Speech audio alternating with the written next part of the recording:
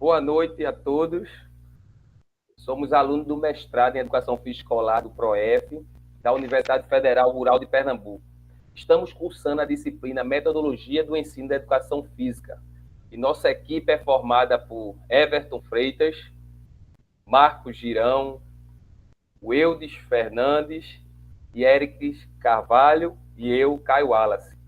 Essa atividade é para formarmos grupos de 4 a 5 participantes, agendar essa reunião online para debater e discutir 3 textos. O primeiro a ser discutido é a pesquisa sociocrítica sobre o ensino da educação física e a formação de professores de educação física, uma revisão sistemática. Fazendo só um apurado, o texto ele fala que os professores devem adotar essa metodologia diferenciada, com atividades mais lúdicas, simples e prazerosas, além de focar também com temas transversais, né? Temas atuais. Sabemos que tem vários desafios e nós estamos no chão da escola, a gente vê muito, a infraestrutura às vezes inadequadas, como sem quadras, algumas superlotações das turmas, até a formação continuada de professor. Então, essa adoção de metodologias diferenciadas que unem essa teoria e prática, a chamada praxis, deve ser conduzida para contribuir para ressignificar essa educação física escolar, promovendo a aprendizagem mais criativa e inclusiva. O que é que vocês acham? Caio, pegando esse gancho que você falou da junção da teoria e da prática, né, uma das coisas que o texto também nos traz é da importância da pesquisa sociocrítica, né, sobre o ensino da educação física. Então, essa necessidade do ensino ele ser voltado justamente para essa reflexão crítica. Né? O texto ele faz uma revisão de vários artigos, diversos artigos sobre esse tema e aponta uma série de coisas. Eu destaquei uma dessas coisas aqui que eu achei muito, muito interessante, muito relevante, né?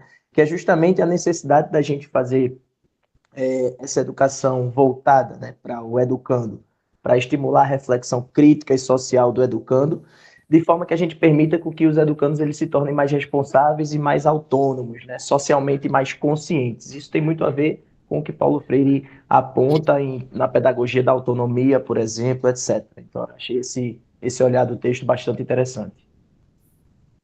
Uma coisa também que me fez refletir, né, na leitura do artigo foi o seguinte: pensar que, apesar dessas dificuldades, né, que a gente pode enfrentar no nosso dia a dia, né, como o Caio bem falou, como o Girão também já expressou sua opinião, né, é que a limitação física ela não impede a realização de uma educação física transformadora. Então, independente, né, do que a gente pode ter, a gente, utilizando metodologias diferenciadas, fazendo com que os alunos eles sejam sujeitos ativos, participativos, críticos, a gente consegue passar desse limite físico e fazer com que a aula de educação física ela seja algo que transforme a vida deles, que eles possam levar para o dia a dia deles como algo diferente e não mais do mesmo, sabe? Eu achei bem interessante esse artigo.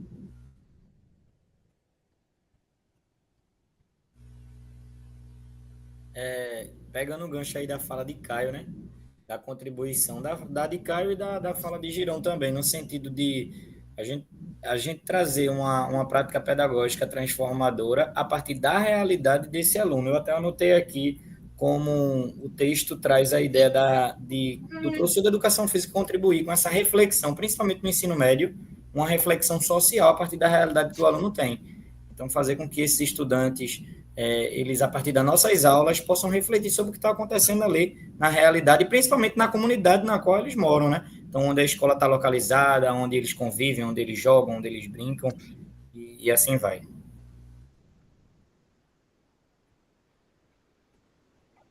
Isso, gente.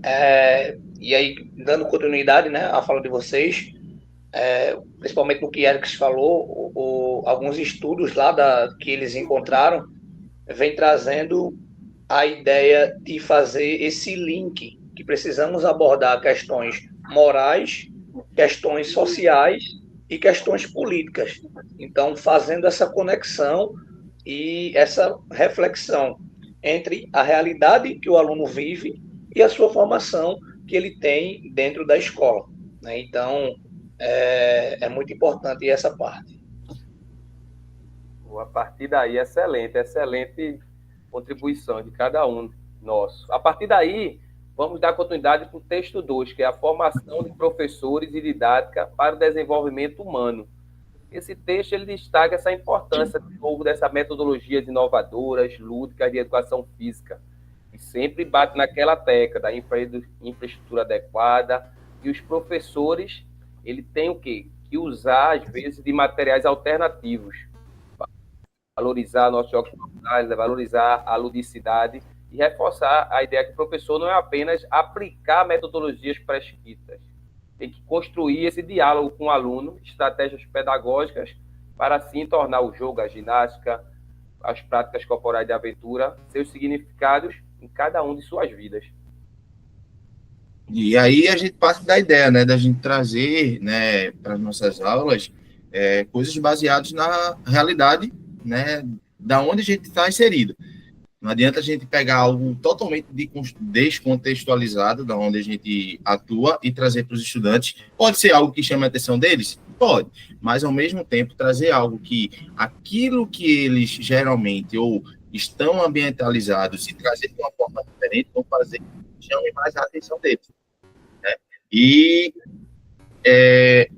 isso também, né, valorizando, de certa forma, o nosso trabalho docente. Né, quando a gente consegue fazer isso, unir isso e a outra coisa, a gente vai conseguir a finalidade educativa do processo de ensino-aprendizagem e a participação mais ativa dos estudantes. Gente, esse texto, ele me chamou a atenção para algo que eu já meio que percebia, mas aí faltava um embasamento melhor, como por exemplo, esse texto. O que acontece? Quando ele fala de formação dos professores no Brasil, ele começa a perceber uma dissociação entre o conhecimento disciplinar e o conhecimento pedagógico. É como se parte das graduações, geralmente o pessoal de pedagogia, sabe muito da metodologia do ensino, sabe muito da didática do ensino, sabe muito da parte pedagógica, e aí ele chama esse conhecimento de conhecimento pedagógico, mas, em contrapartida, fica uma falta no conhecimento disciplinar, no que é próprio, do que é específico das disciplinas. E aí o artigo vai trazer que nós, professores de educação física, de ciência, de arte, de português, de matemática, temos um olhar mais disciplinar, no entanto, falta aquele conhecimento pedagógico na hora de colocar em prática. E o pessoal da pedagogia vai justamente no caminho contrário. Tem esse olhar mais pedagógico, mas falta um pouco essa formação disciplinar mais específica. Perfeito. Eu acho que essa fala de Wildes, ela resume muito bem o texto de Libânio, né? Basicamente centrado nessa discussão. E aí eu acho que um ponto relevante para a gente destacar é a importância dessa formação de professores ser continuada, né? Não só se resumir a formação inicial, né? Mas existir uma formação continuada e que seja uma formação continuada de qualidade. E eu acho que o próprio PROEF, ele se constitui enquanto essa possibilidade de formação continuada de qualidade, né? De aprendizado desses conhecimentos que nos faltam, né? Que seria justamente o domínio desses conhecimentos pedagógicos, né? Desses conhecimentos pedagógicos didáticos, digamos assim, que é a gente poder ter esse acervo, né, de saberes e habilidades para nos tornarmos mais competentes em ensinar os conteúdos, né? É justamente o que Libânio chamou de conhecimento pedagógico, como eu desapontou. Já pegando um pouco de tudo que vocês falaram, né, resumiram bem o texto, mas eu queria trazer que é aquela ideia da prática da reflexão, né, sobre o pedagógico, a partir de como está a nossa prática pedagógica. Compreendendo também, né, retiro lá do texto, que o professor ele deve dominar não só o que, mas também como e porquê da prática pedagógica, de tal conteúdo, do trato de tal temática. Então, um texto aí bastante interessante para a nossa formação pedagógica. Também tive a mesma reflexão que Marcos, pensando também o poder e a contribuição que o PROEF traz para a nossa prática pedagógica, não só no trato pedagógico em si, mais no embasamento teórico, né? Que o programa traz para nós enquanto profissionais de educação física. E uma coisa, né, a gente vai acabar unindo tanto a parte teórica quanto a prática, né, no ProF, né? É um detalhe que muitas vezes o acadêmico, o mestrado acadêmico, ele se limita um pouco, né? Porque parte de um pressuposto, mas a gente vai pegar esse pressuposto e aplicar, né? Então, isso aí é o que deixa o mestrado como um tipo de formação continuada muito relevante para a nossa formação. Inclusive, aproveitando rapidamente essa tua fala, Everton, o texto 1, ele remete a gente justamente sobre a importância até da pesquisação, né? Como uma das ferramentas que a gente pode utilizar ali. E o ProF é justamente, proeminentemente, né? As pesquisas do ProF são justamente pesquisação. Então, é extremamente relevante essa prática e a gente está dentro desse contexto, né? Desse cenário. Excelente. Para finalizar, o texto 3 são finalidades educativas escolares e escola socialmente justa, abordagem pedagógica da diversidade social e cultural. É onde esse artigo ele parte do materialismo histórico dialético e o pensamento de Vygotsky e Davidoff. Acho que é assim, porque deve ser primo dele, né? Defendendo que a educação escolar deve promover...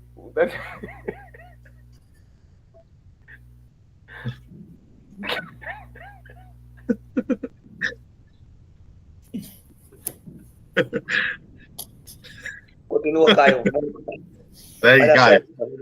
Vai, segue.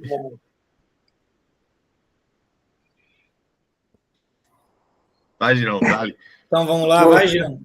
Vou seguindo daqui. O texto 3 é finalidades educativas escolares e escola socialmente justa, né, de Libânio e de Eliane Silva. E aí o texto, ele, basicamente, o que eu anotei aqui de relevante é a relação que o texto traz justamente entre uma escola que seja socialmente justa, uma escola que atenda à diversidade cultural, né? E eu até registrei aqui a fala de Éricles quando a gente discutiu o primeiro texto, onde ele fala justamente sobre a busca do professor pela realidade do estudante. Isso está muito claro para mim nesse texto de Libânio e da Eliane Silva, né, quando eles apontam justamente que atender a essa diversidade sociocultural é considerar as diferentes realidades escolares. Só para a gente ter uma noção básica aqui, é completamente diferente o professor Eudes, que atua numa realidade de cultura canavieira, né, muito mais próxima, e o professor Everton, que atua numa comunidade periférica, né, urbana do centro do Recife, por exemplo. Então, isso é respeitar e atender e considerar essas diferentes realidades escolares. Pegando essa tua fala, né? A partir dessa realidade, eu anotei aqui alguns pontos importantes, né?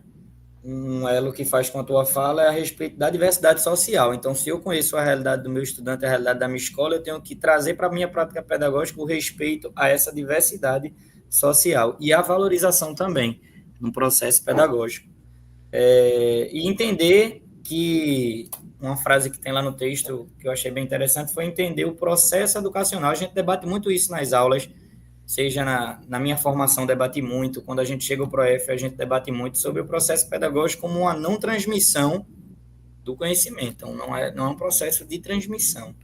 Então, o professor está ali como mediador, tá? Ele está ali como quem a gente discutiu até na disciplina com Érica, quem estava na última aula, sobre ele é o mediador, ele é quem conhece mais, é ele quem tem a apropriação pedagógica e de conteúdo ali, mas ele está no processo de direcionamento.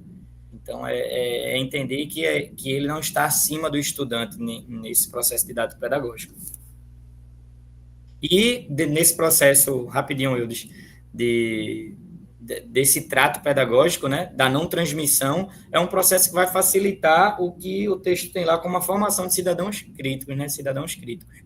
Então, a gente vai favorecer que o aluno esteja mais participativo ao processo pedagógico, e que a partir dessa participação ele consiga refletir, ele consiga pensar e trazer essa reflexão para os momentos das nossas aulas. Massa, gente.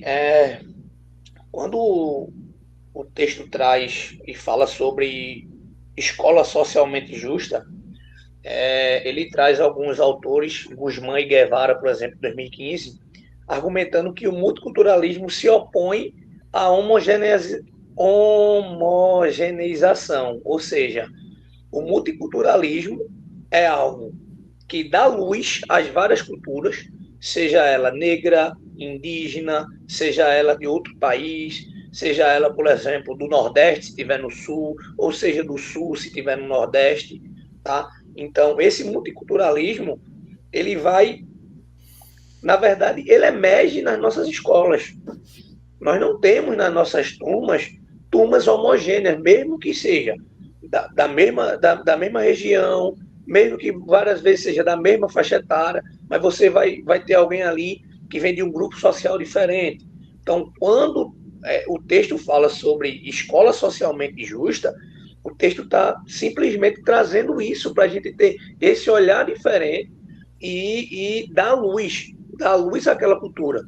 Não escantear, não se fazer ou trazer conteúdo como se aquela cultura não existisse, e aí sim a gente vai conseguindo trazer, né, e propor uma escola socialmente justa. Essa O Everton Isso aí. e Caio. Então, aí é o que a gente pode meio que resumir, né, da fala dos meninos, né? É que a ideia de um currículo real ela é necessária para garantir o acesso de todos a um conhecimento científico e cultural de qualidade, né? Então, não adianta a gente, como eu falei anteriormente, trazer coisas de realidades desconexas dos alunos.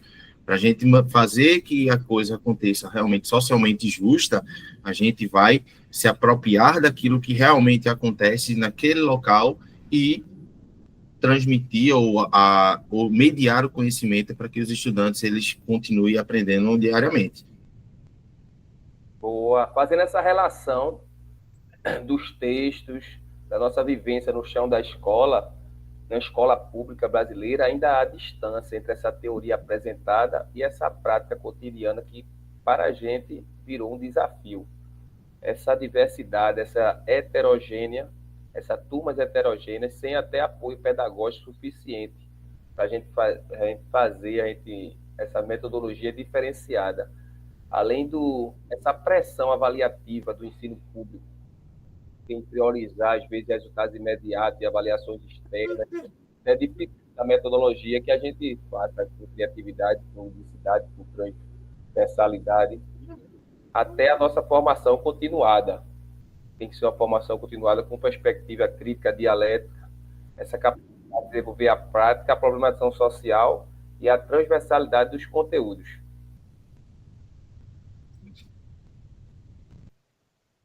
Ericles, vai falar? Posso falar, Ericles? Não, tu fala, depois da tua fala eu completo, vai que... Beleza. Não, eu ia só dizer, quando o Eudes falou, que sobre o multiculturalismo e sobre levar em consideração as diferentes individualidades dentro de uma turma que é, obviamente, heterogênea, eu ia dizer que o artigo, ele aponta nas suas conclusões, né, uma delas é justamente a necessidade que o professor tem de ensinar levando em conta a diversidade humana, né? E quando ele fala de diversidade humana, ele fala justamente disso, dessas individualidades, né? Não apenas do contexto social da escola, mas tem dos indivíduos, né? Que no fim das contas são os educandos.